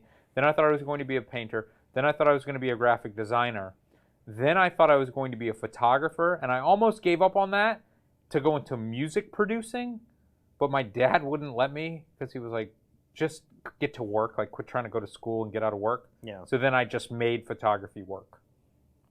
What about you? I don't think people will like this answer, but I've never been passionate about photography. I've loved photography. I like it. It's what do you mean? You've been very passionate about photography. Passionate, maybe that's not the word. People always say, like, they always act like it, yeah, like it's your passion. I'm not the type of person that walks around New York with a camera on me at all times. You used to be, though. Yeah, maybe there's periods where I always got obsessed with things, and I definitely got obsessed with photography, and I wanted to know how it worked. But I just felt like it was a really fun job that I enjoyed doing, and it allowed me to meet a lot of people, and I could make really good money. But I don't know that it was like this. If there was ever something I was passionate about, it'd probably be I was more passionate about music than I was photography. But I just found photography, and I was like, this is a really cool job. Yeah. This is really fun. Like, I like this, but I'm not like passionate. What are you passionate about? Nothing. You're just a dead person No, on the inside. I'm pretty passionate about music. I love music history. I love seeing live music. I love reading biographies and documentaries on musicians that I like. Today I pulled my whole pedal board apart, and it's a mess. And so I'm rebuilding my pedal board, trying to get all the parts perfect, and I bought a new pedal or two today.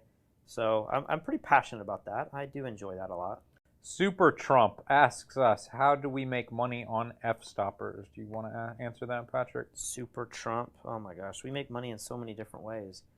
We make money with ads on fstoppers.com. We make money with affiliate sales through companies like B&H. We make money with sponsored posts. We make money with tutorials that we produce. We make money on YouTube, very little money on YouTube, just for, you get like $1,000 per million views, which is very hard to get for us. We're making some money here by people doing these super chats. We sell a product on Amazon, a flash modifier called the Flash Disc. Is there anything that I have forgotten? We made a lot of money in photography. Yeah. Sometimes we've gotten hired to do like Promo ad videos and campaigns and videos for brands. Yeah, we've gotten stuff. hired as like a video crew. Yeah. I think that's about it.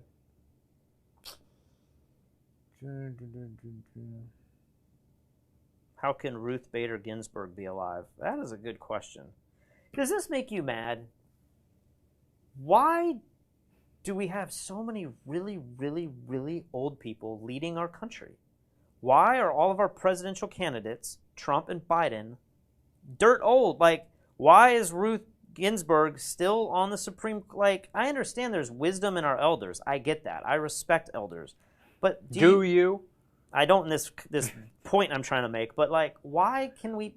Don't you feel like the most sound people are like from 40 to like 70 years of age? How old is that woman? I mean, she might be, I don't know. I can look her up. In the meantime, Joe Key says, what's the point of photography? I think motion picture is far superior. Careful there, Joe. Careful there. Although we do both, there's lots of photographers. She's 87 years old. And is she not of sound mind? I mean, she could be. I mean, I've met people in like near 100 that are very sound mind. Yeah. So maybe I'm being a hypocrite and it's foolish to put a cap on it. But I just feel like, shouldn't more people be 40 to 70? I mean, we're about to vote for a crazy person or someone who's already going senile. I won't tell you which one's which, but both options are not good options, right? No, they're certainly not the best options. I mean, people who hate Trump say he's got all these mental issues, and then people who hate Biden are also saying he has all these mental issues. Yeah. And you're just like, yeah, but I mean, even Sanders was as old as Trump. Like, all three of these Sanders people. is sharp, though. Sanders, I've never seen Sanders Sanders misspeak. does seem sharp. He and the other thing with Sanders, you know, he's been, I think, what's that show that was on HBO with the comedian who would like trick the people into doing the interviews? Oh, Ali G. Yeah, I'm pretty sure it was Ali G who interviewed Bernie Sanders, and Bernie was not falling for any of it. Most of the time when Ali G interviews you and starts saying dumb stuff. Who was like the Green or independent candidate like 4 or 5 elections ago? He was on that. Yeah, he was on there. He looked like a fool. He was talking about like putting boxes on cows' assholes to capture the CO2 and stuff.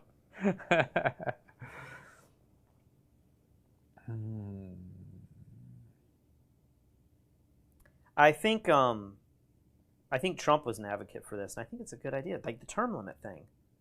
Maybe there's like an ugly underside of that, but the idea that you can just keep winning and being in the Senate for decades, that just seems wrong to me. It seems like we should have fresh ideas, and nobody should be able to hold power like that. Who specifically are you talking? Who's I think holding Trump power? wasn't Trump. Didn't he run saying like I'm going to end term limits for senators and House of I Representatives? think maybe people? he threatened it. I agree with that, but I've also heard the argument that if you end term limits, then the most powerful people in the United States become the lobbyists and the corporations, because the lobbyists are the only ones who have been there for decades and they actually know what's going on. But we had like in South Carolina, was it Strom Thurmond? Was he one of the oldest, longest serving congressmen in American history or something? Yeah. And you just looked at the guy and you're like, man, that guy's going into work every day. And like, I don't know if we missed this or not. Jeff Diffner says, Patrick, that's basically what FDR did. I'm not exactly sure what he's talking about. I'm sorry, we're a little behind on FDR, he had the Great New Deal, or the New Deal, where he took a lot of money post-World War II, and he like made us, or he helped us get out of a recession by telling us we were going to build America back up, make it great again back then. Steve Robertson says Ginsburg was much younger when appointed, says the Supreme Court is for life appointment. And that sounds like an important part as well. Like you want the judges to be impartial. You don't want them to be able to lose their jobs. So, well, she took office in 1993. So that is how many years ago? 27 years ago?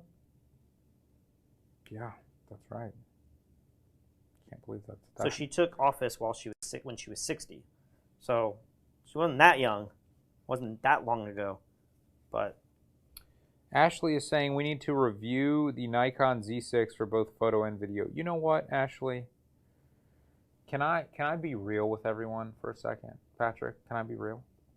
You haven't been real before? I've been fake this whole time, but let me get real.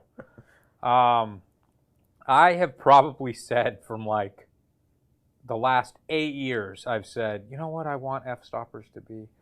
I want f-stoppers to be a place similar to like an IGN. IGN is, they do like video game reviews and stuff on this website. But basically, if any game comes out, you can go to their website the day it comes out and there will be a review of that game. And I've always felt like our website has done a poor job of being a consistent reviewer, right? We have like tons of writers and sometimes people review things, and I'm sure that we have a Nikon Z, whatever number they are up to now, well, this is, review. I think this is why people say, are you passionate about this photography, the love of your life? And I'm like, I'm getting over it. Like, I have equipment that is good enough, and my only limitation is my creative muscle in my head at this point. Obviously, there's cameras that can do things significantly better to some degree. There's all this cool technology we're dealing with now where we're able to make these live streams. That's exciting to me. But the camera itself, I've kind of lost interest, and I just feel like, oh, it does super, super high ISO a little bit better than the like, I don't care anymore. I never shoot at 12 frames per second. I'm more interested in the techniques of photographers that are creating really cool artwork. But music, on the other hand, I feel like that's different. I'm still interested in the newest pedals and like the newest sound techniques, and that still feels cool to me. But cameras, I'm like, I should get the new Nikon. I love Nikon. That's been my camera for ages. Yeah. But I'm like, the D850 is fine for me. Like, maybe if I get the new Z, what is it, the Z7? Is that the top of the line one? I think it's a 6. I don't even know. I'm ashamed. I'm a Nikon shooter myself. I think maybe I've held one of the Nikon mirrorless once. I've never taken a picture with it. I don't know how it works. I don't care about mirrorless. I want shutterless. I want global shutters. I want to just be able to sync my flash at any shutter. I don't care about the shutter. That's the when mirror I will be excited. That's when I'm going to be excited about photography all over again. When they actually come out with a non-moving part camera, then it's going to be like, wow, photography completely changes.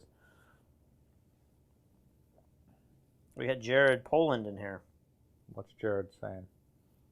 He says he shoots Sony now. Let's see. What else is going on? Here's a great question. How hard and racist is photography industry in terms of clients booking you? I don't even know. It's funny.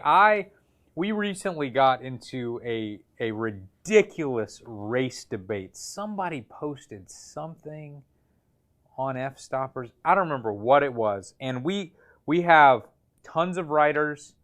I don't know where they're from. I don't know their sex. I don't know what they look like. I don't know their race. Like, we are literally hiring people based on their photography portfolio and their writing portfolio. And it started going around that, like, we didn't have any black writers, or maybe we only had one or something. Like, I don't even know. Like, I don't even know what our writers look like. And so people started attacking me for not having enough black writers. And I was like, guys, if you saw the way we hire, we literally put out an email that says, hey, we need to hire 5 new writers by next week. Do not send any sort of resume. Like, we don't want to know anything about you. Just send us an email with a link to your website. And we literally go to the website, we look at the first picture, and if the first picture is awesome, we're like, that person is hired. If the first picture sucks, we close the website. So people were like, why aren't you hiring black photographers? I'm like, I don't know. Maybe they're not submitting portfolios. Maybe their first picture on their website's not catching our eye. I'm not sure. But it's probably the same thing could be said about female photographers, though, too. And people do say that. They say that we don't have enough female photographers. And I'm like, guys, you are barking up the wrong tree here. We are probably the least professional company in the world when it comes to hiring people. We don't even know the people's names when we hire them. We're just like, that photo's good. Oh, that picture of the beach shot, that's amazing. Oh, that's who you are. Yeah, exactly. I don't know what our writers' faces look like. I know what their photography looks like. People are still angry that this has nothing to do with Kim Jong-un. Guys, we've talked about it an hour ago. Go back, and we're not going to do a non-stop live stream about Kim Jong-un. Somebody's asking me, like I was talking about, they're all the same. Are softboxes all the same? I'm like, yeah. How many times have we gone up to companies and they're like, let me show you the newest softbox we've made. Look at the fabric and the way that the weave is and the reflect. And I'm like, what size is it? And does it have a like, they're the same. It's how easy it is to, like, break down and stuff. You remember when we used to have soft boxes and those posts? Like, I don't remember who made these soft boxes, but it was like all of your strength to bend those metal posts and stick them in the speed ring, and it'd be like your hands would be feeling like you're breaking your fingers and stuff. Yeah. Those were bad. Yeah. Those were bad. But that was the standard at one time. Yeah. I don't know if that was like Chimera that was making that. I don't remember. Well, I remember being on a shoot with Joe McNally, and love Joe McNally, but he was saying something about, like, inside a softbox, if it has silver versus white, that it makes a different highlight, but then it still has the baffle, and then it still has the second baffle. Yeah. And I would love to do a test, but I'm just looking at it, like, in real life, being like, I don't think it may be a little more efficient. You might get some more light out of the flash because it's bouncing around, but, like, once it hits those baffles, it's going to look so similar. Yeah, I agree. Maybe you could look at the catch light and say, like, I see something there, but, like, it doesn't make that big of a difference, you know? Yeah. Jesse just sent us something. It seems like a sticker. I don't know what's going on. This looks like a pear doing arm curls, and the pear is saying, keep it up. Thank you, Jesse. We really appreciate it.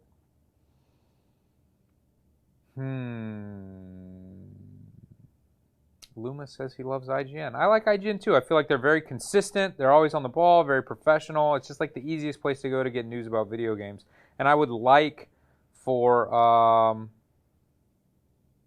F-Stoppers to be that, but I've just never really done the work to get there. Adam Wickersham has said this a few times. What city in the States besides New York City do you think is the safest? Besides New York? New York City is the most dangerous city statistically, probably. Is that right? I would think. I mean, I think like in Chicago, really bad, and Detroit, and like... It's one of them. But, I mean, the safest? Anywhere that's not around people? Don't know. Puerto Rico is pretty safe. Feels pretty safe here. Guys, we are losing steam. If you got any more questions, leave them right now. We only have seconds left for this live stream. I'm going all the way down to the bottom. Do I believe in CNN? Occasionally, yes. I think CNN, for the most part, is real, but a lot of times they I don't think they make things up, but they do take things out of context at times to point towards a certain agenda. I'll agree with that.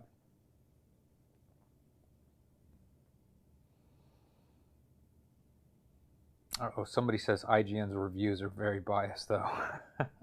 I don't know. I'm not deep enough into the video game industry anymore to know enough about that. I always see, video games that are interesting to me, I'll watch the reviews on YouTube, and then IGN will give something a 9, and everybody's complaining that it should have been a 10. But for the most part, I feel like their reviews seem pretty legit. Got anything, Patrick? I don't know. I'm trying to think if there's anything outside of the comments. It's so easy to just start reading, and we're just looking down. Well, most of these comments are just insane about Kim Jong-un and what's his funeral going to look like, and it's so hard to actually read legitimate questions in here. What kind of VR headset? I got the Oculus Rift S, and I have a RTX 2080. If you Google like F-Stoppers computer build, or go on YouTube and type in F-Stoppers computer build, you can see me building the white computer here that I'm currently using to play Half-Life Alyx. I saw a story today that said that Kanye West is now officially a billionaire. I saw that. And his response was something like, I'm worth way more than that. I mean, him and Trump are like competing for biggest egomaniac, but I do appreciate that. Do you know who the first musician or maybe first black man to ever be a billionaire? Dr. Dre, right? Dr. Dre, yeah. I saw it. That's crazy. How can that be true? That's one of my favorite documentaries, the Defiant ones. That's a really good documentary. If you haven't seen the Defiant ones on HBO, I think is it only like 3 or 4 episodes? It's very short, but yeah, it's one of my favorites. But the greatest documentary of all time is The Jinx on HBO. You got to watch The Jinx on HBO, and I think there's supposed to be a new season coming out soon. I've heard rumors of that. I can't imagine it would be as good. The Jinx is one of those strange ones where the person being accused of everything is being interviewed in the documentary, like knowing that he's being. It's not like interviews from another time that they've inserted. Yeah. It's like he was asked to do a documentary on himself from another producer, who I think made a movie. Sherlocky, whatever the producer's name is. He made a movie about that. It was like disguised, but it was basically, I think, a story of him. And he said, yeah, I'll do it. And all of his attorneys were like, what are you doing? Do not do this. It's really good, too. Yeah, The Jinx is the craziest murder. Is there any? I need some new material to watch, because I'm watching like Too Hot to Handle crap that's on Netflix, like dating shows. Is that the show where people go to the island and can't touch each other? I'm like, why am I watching this? And then I get consumed by it, and I say, I'm now invested. I got to watch it. But somebody was telling me that Waco is worth watching. I was talking about Waco the other day. It was the anniversary of Waco. What channel is this on? Netflix. Okay. It also makes me think, man, Netflix's stock must be doing well, because all of these shows I'm hearing about are on Netflix. The other one's called The Circle. I think that's like a reality type show. But I need some new stuff to watch, and Westworld is... I haven't even watched last Sunday's episode. Like, I've lost complete interest in Westworld. Oh, really? I was thinking about trying to give it another try, but not worth it. I mean, maybe. It's just the last... It's not the same show. I wish people could just chop the season down into approximately 2 hours and just let me watch one 2-hour thing. I just don't want to waste my life watching 10 episodes or whatever. Somebody asks, I'm sorry, I cannot read that. It's in another language. McMillions, I watched that. That was pretty crazy. Do you have any speculation on which kind of photography will have the most demand after the lockdown? Patrick? I don't know if the housing market crashes, if real estate photography will be in higher demand or they will be spending less money on that. I'm not sure that there's going to be certain things that have more demand, unless you get really specific. But, I think wedding photography is still going to be the same as it was. Maybe if, we go through a depression or something, maybe people won't have as extravagant of weddings. But people are still going to get married. you might be needing to hire a wedding photographer soon. So I mean, I'm locking all my vendors down, but it's a little touch and go. I think Headshots, like, are people needing headshots, getting jobs, and starting new businesses, and I mean, we started F-Stoppers at the bottom. When did we start F-Stoppers? 2009, 2010? So, like, things were really bad then when we started F-Stoppers. And Pi started Lynn and Joseph Photography and SLR Lounge around then, too. So, don't think just because the economy's bad that you can't be doing well or you can't create something great and kind of ride the economy back up. Is Fro still in here? Don't know. He kind of does event photography. I have to think that's going to be hit the hardest, right? There's going to be no concerts well, and that's events a good going point. on. If they're illegal still, but I mean, a lot of people are thinking about that. Like, how many I had to ask vendors for our wedding to add clauses that were not in their contract about what happens when we get to our wedding date if the state or the government has limited the size of gatherings. So if I need a florist to do so many tables, and she's saying this is the minimum that you have to do. You have to do 10 head tables or whatever. And then the government says you can only have a wedding of 50 people, and I only need 5 tables now. I need that in the contract to, like, amend it. So it's kind of scary to think where all that's going to be. We have friends that are trying to have bachelorette parties in the next, like, 3 weeks. I'm like, that's not happening. yeah, I don't think that's not happening. you know? So event photography and concerts. And that's the stuff I love the most. Like, I love going out and I love seeing bands. It pains me. Sports pains me to think that that's all going to be gone. Well, Dana White says that the UFC is happening like in the early May. Really? May 9th, maybe? I think it's going to happen in Florida. So I'm excited to see that. Liam Patrick should photograph Kim Jong-un's funeral. I would if I was invited. What do you think is going to happen with commercial real estate if all of these little restaurants are going out of business because they just can't survive months of this? And then no one in their right mind, I would think, would have the capital and the time and the risk to start a new restaurant in the middle of all this. Restaurants close down. That building is empty. And you're going to see all these spaces empty. No one's going to say, hey, I got a good idea. Let me put a restaurant in there. I think they will. I think they will without people feeling comfortable going back out? Oh, no. Well, I think as people get more comfortable, I think the opportunity, I think there's going to be all this open commercial real estate. I think the owners of these properties are going to be in real trouble, and they're going to say, we got to get somebody in there no matter what. They're going to drop the price 75% off. Come in here. Please come in here. And these restaurants are going to come back quick once this blows over. Now, if you think we're going to be dealing with this virus for the next 2 years, then I don't know. I mean, that's the thing that I'm watching more and more videos, and it just feels like people keep speculating that we're going to have these second, third, fourth, fifth. I've heard fifth wave now. 5 waves. I mean, we know that the pandemic in 1918, Spanish flu, it had 3 waves. And I think I was showing you the stock market the other day with it. And it's like the second wave was huge, but the third wave was as bad as the first wave. But I'm hearing more and more people say, like, this is, what is it? There's a drinking game. It's like the new normal. Were you the one talking about this? Like all the commercials that, like, every time they say the new normal, it's like take a shot. We really are in a completely different world now. It's like 9/11. It's like you're going to have to go to the airport now and deal with TSA. That's just not that big of a deal. That's just a small inconvenience if you fly. Most people don't even fly that much. This is like an inconvenience every time you leave your house. Here's a very important question. Patrick, how do you feel about photographers' height, and how does it impact their ability to work? Is there too short or too tall? There is. I think I'm the perfect height because if you shoot too high... You're like Kanye, man. You're like, oh, I'm a billionaire? Psh. Well, way more than that. We have a critique the community that might be coming out tomorrow or Monday. And I think in that several times you say, if you could just get lower, you could make the background more predominant. And I think if you're too tall, you're always shooting down towards the ground. If you're too short, you're always shooting up at people. But like, I think my height is perfect. But I will say this. If you're an event photographer or sports photographer, it does pay to be taller.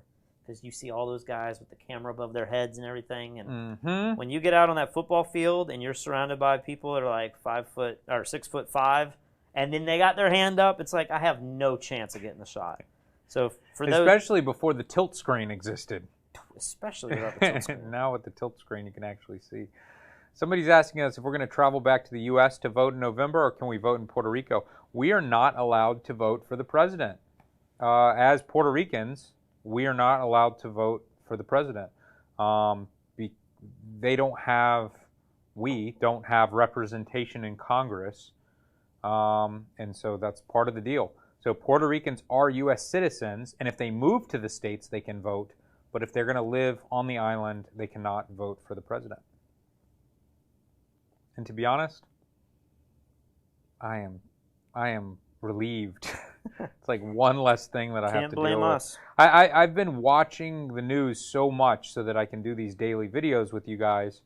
But I look forward to the day when I go back to the way I was, having never watched the news ever. And the only bit of news I would get was at night, as I'm going to sleep, I'm looking at Reddit and just like the two big things that happened that day. Yeah. Somebody will write about it. I think I said that in one of our Puerto Rican updates, how nice and refreshing it is to be down here where people are concerned about real problems. People are concerned about poverty and about jobs and about, your daily way of life. Whereas in America, it just felt like everything's so political. I know this show kind of becomes political because we're digesting the garbage in our media, but that's one of the best things about being in Puerto Rico is I don't know anything going on in the States for the most part. Until now. Now it's like we're glued to the news to some degree. But people are asking, do we think Kim Jong is dead? I think I already said that. I think he's probably seriously ill. There's too much speculation for something not to have happened. He at least went through like a heart surgery, right? Like that element of it seems true. Something happened to him health-wise. Yeah. But whether or not he's dead or not, I mean, it feels like he's dead the way everyone's going on about this, but you see celebrities being called out for being dead all the time, and it doesn't happen. Did you guys have other names before you came up with F-stoppers? I guess I didn't answer the question. I think that I'm just going to assume he is dead. This is going to be the most outrageous statement I've ever made in my life. Surely not. TMZ has actually been incredibly reliable when it comes to news in the last few years. Do you remember when Kobe died? Exactly. Kobe died, and everyone was tweeting about it, and it was confirmed, but it was written about by TMZ, and it was a good hour and a half, 2 hours before CNN broke the news. And even then, they wouldn't say it was Kobe. It was just a helicopter. Exactly. I cannot think of a single report. And again, I don't read like celebrity news, so maybe they get that wrong all the time. But every time TMZ says something outrageous, it ends up becoming true. So I'm just going to assume they're right this time too. You know who also died today? Who? Kim Jong-un's surgeon. He's done. He's out. Yeah, but of natural causes. I don't know. Sure. I don't know if I can say this without being viewed as insensitive. Oh boy, here we go. I thought of this the other night too. I was watching CNN, and they were doing these memorials of the people who have died of COVID. Right? Very nice and respectable. And I want to know. I mean, I don't know that I want to know because like I can't know every single person that's ever died. But like I feel like it's like nice that they're doing that. But it made me think that like, is it just because it's a pandemic and we're all locked in our house? We never have memorials of people that die from every other type of illness. I mean, if there's a really bad flu season, does it? I mean, no. I get mad when the Grammys don't even have some of my favorite musicians that died, and I'm like, why didn't the Grammys give respect to whoever? Isn't that a little weird when you're like showing all the people that is it helping people feel like it hits harder and like we should stay in? No, it just gets ratings, and that's what's on everybody's mind right now. It's like the reason I watched the video of the girl who lost her husband today, and I'm getting all sad watching it. It's just like on your mind, so you want to watch it, and then you watch the ads, and they get the money. But to be fair, I mean, with 9/11 and stuff, they read the names and all that. So. I know, but that's like a tragedy. That's like, this has never happened before. This is like, I don't know. Gimbal or sliders in real estate video? I've thought about doing a real estate video tutorial type thing with somebody who's much better than us. But we made a few videos, and Yeah, we got did. paid pretty good. Yeah, Do you remember how much we were charging for real like estate videos? $1,500. We would go in there like and that. knock them out so quick Yeah. compared to the photography. If you have to go into a house and shoot 10, 15, 20 images and then edit them to where they're respectable, Yeah. that's a lot of work. Yeah. Doing real estate video, I felt like was way easier. Normally, I'd say video is harder for most projects, but for real estate, I felt like it was not that bad. Dude, there's someone in here named Sonar R who just keeps making comments about my groin. And I really love it. I want to bury my face between Lee's legs. You think Sonar R is a boy or a girl? Sonar R? I don't know. I'm going to say it's a beautiful, beautiful woman. Do you smoke bud? Do you smoke bud? Do you smoke weed? Do you smoke bud? What in the world? Oh, look, here's Gina. Gina says that my man spreading is a good look for me. So the ladies are loving me tonight. All right, guys. Like, 2 more questions. Let's get out of here, Patrick. This is too much. Oh my God, you're Puerto Rican. Yeah, we're Puerto Rican now. My husband died, and I had 4 kids, but no national sympathy for us then. Kitty Couric's husband died the next week, and everyone in the country was wailing. I mean, it's horrible. That's kind of just the way things go. Yeah. I hope Dennis Rodman's not dead. Dennis Rodman is dead? No, What? somebody's joking. What? Dennis Rodman's dead now too? Maybe because he's associated with Kim Jong-un. Hopefully not. I want to watch this Last Dance, but I also want to watch it all in a row, and I think they're doing it week by week. Yeah. And so maybe 1 or 2 of them have come out, but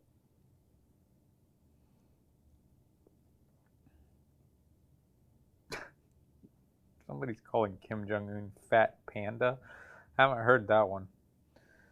All right, I think this is done. Oh, did we have any other names besides F-Stoppers? No.